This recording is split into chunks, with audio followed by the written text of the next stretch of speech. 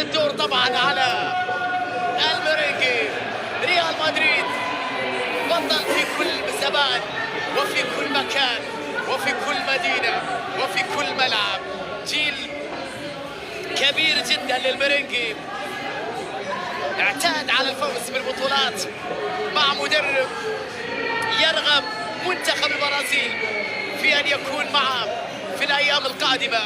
بالنسبة لكارلو أنشيلوتي، سانتياغو برنابيو عنده 32 لقب. اليوم فلورنتينو بيريز الرئيس عنده 31 لقب، لكن المدربين الأكثر تتويجا مونيوز 15 بطولة، زيدان 11، أنشيلوتي 9 ألقاب.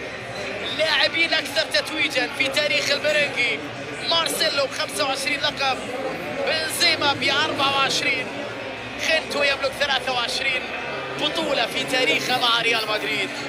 عن أساطير نتكلم، وعن أسماء، وعن نجوم، وعن بطولات، وعن أرقام، وعن تتويجات، وعن أمنيات، وعن فريق يصنع المستحيل، وعن فريق يحقق الكثير.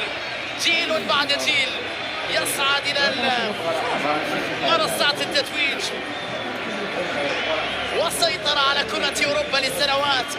حقبة الذهبية اللي كانت مع زيدان، قبلها في كارلو أنشيلوتي وبعدها لكارلو أنشيلوتي. اعتاد ريال مدريد أن يكون هو الزعيم، هو البطل عالميا، هو الكبير على مستوى كرة القدم الأوروبية، هو الأغلى أيضا. وبالتالي فإن من أجل هذا الشعار لابد أن ريال مدريد يحافظ على هذه التقاليد وعلى هذه الشخصية وعلى هذه الجينات البطولية، من أجل تتويج بعد آخر كريم ولقب بعد آخر بنزيما. كريم حضر في النهائي بعد أن غاب عن دور نصف النهائي، وكان لحضوره أثرا مهما بعد أن سجل هدفا في هذه المباراة النهائية مع رئيس نادي الهلال فهد بن نافل رئيس الجامعة المغربية، وحديث مع كريم وتهنئته بهذا الانتصار. زعيم ثاني على مستوى العالم في هذه البطولة. الآن يتوج ريال مدريد بكأس العالم للأندية، أكثر الأندية تتويجا في دور الأبطال وأكثر الأندية تتويجا بكأس العالم للأندية. ريال مدريد بطولة أخرى كبيرة في سجل الميرينجي، واحتفال بعد آخر ولقب بعد آخر.